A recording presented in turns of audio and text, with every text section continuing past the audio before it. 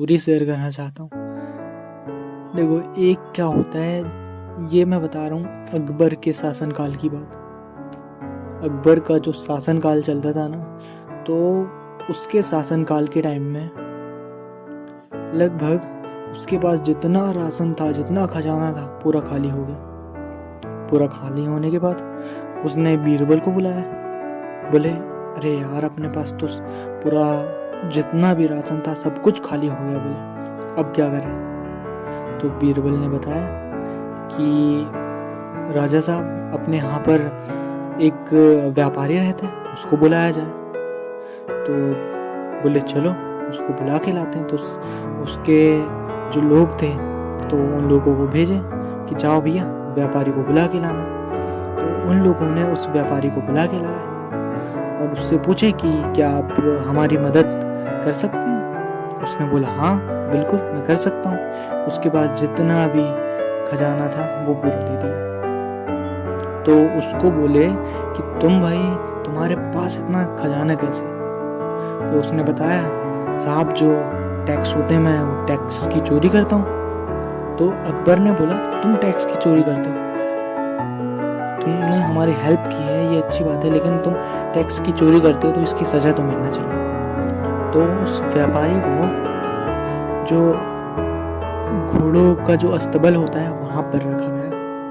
घोड़ों के अस्तबल में उसे रखा गया और कहा कि तुम्हारी यही सज़ा है, तुम आज से अस्तबल में रहोगे। तो वो अस्तबल में रहा। फिर 6 महीने बाद अकबर का खजाना फिर से खाली हो गया। तो उसने फिर से बीरबल को बुलाया। तो बीरबल ने एक चीज़ सजेस्ट की।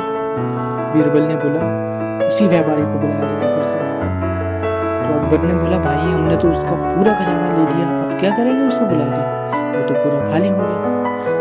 बीरबल ने बोला, नहीं साहब, उसे फिर से बुलाइए। तो उसे पेश किया गया। उससे पूछा गया कि क्या तुम हमारी मदद कर सकते हो? उसने बोला, हाँ साहब, ये लो, ले लो इतने पैसे।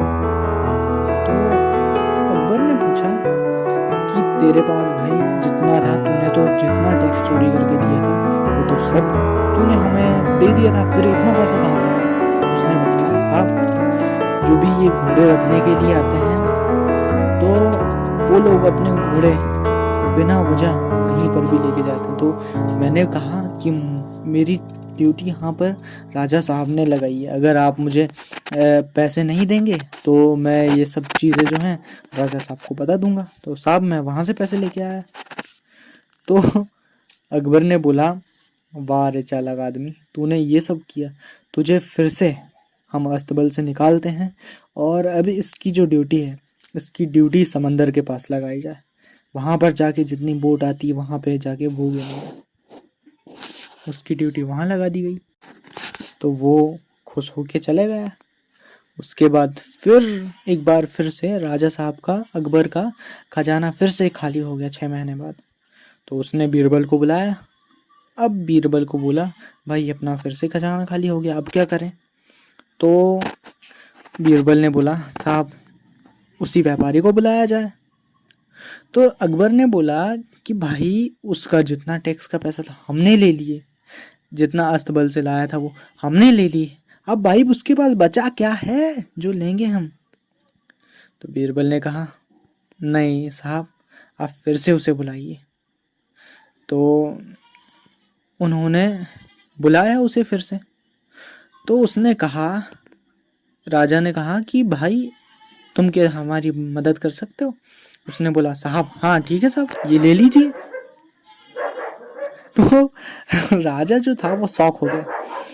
बोले, भाई तेरे पास जितना पैसा था सब तो हमने ले लिए, ये पैसा कहाँ से लाया? उसने कहा, राजा साहब वहाँ पर जो आके वहाँ पर जो जितने भी जहाज आके रुकते थे वो इधर उधर का माल इधर उधर करते थे। तो मैंने उनसे कहा कि ये जब सब जो हेरा फेरी है मैं सब राजा जी को बताऊंगा। राजा जी ने मुझे यहाँ तैनात किया हुआ है साहब, मैं वहाँ से पैसे ले आया।